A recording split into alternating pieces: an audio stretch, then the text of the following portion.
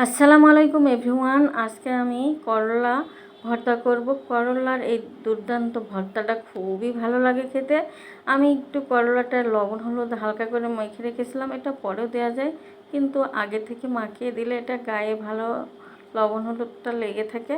আমি একটু বেশি তেলে এটা ভেজে নেব। অল্প তেলে দিলে এটা তেলটা করলার গায়ে বেশি আটকে যাবে, এজন্য একটু বেশি তেলে দিলে এটা সেকে চলে আসবে। ভালো করে তেল ঝরিয়ে এটা উঠে নিয়েছি। এবার আমি আলুটা একটু লবণ হলুদ মাখিয়ে রেখেছিলাম, সেটাও একটু ভেজে নেব। আমার আলুটা ভাজা হয়ে গেছে। এবার পেঁয়াজগুলো বেরেস্তা করে নেব। এই ভর্তাটায় পেঁয়াজ বেরেস্তা অনেক গুরুত্বপূর্ণ। পেঁয়াজটা বেরেস্তা করা হয়ে গেছে। আমি শুকনো মরিচ ভেজে নেব কয়েকটা। আপনারা এর থেকে বেশি খেতে নিতে পারেন, যে যেরকম খায়। এবার আমি কাশকি শুটকি একটু গরম পানিতে ভালো করে ধুয়ে রেখেছিলাম, সেটাও ভেজে নিয়েছি। তা আমার সবগুলো ভাজা হয়ে গেছে। এবার ভর্তাটা করে নেব।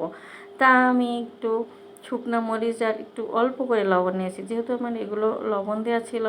তা কাঁচা পেঁয়াজের সাথে ভালো করে মাখিয়ে নেব। তা এটা মাখিয়ে নিয়ে আস্তে আস্তে সবগুলো মাখিয়ে নেব। আমি একটু সরিষার তেলও দিয়ে নিয়েছি, কিন্তু ভিডিওটা স্কিপ হয়ে গেছে। দেখুন কত সুন্দর হয়েছে। তা কার কার ভালো লাগে অবশ্যই কমেন্টস করে জানাবেন। আল্লাহ হাফেজ।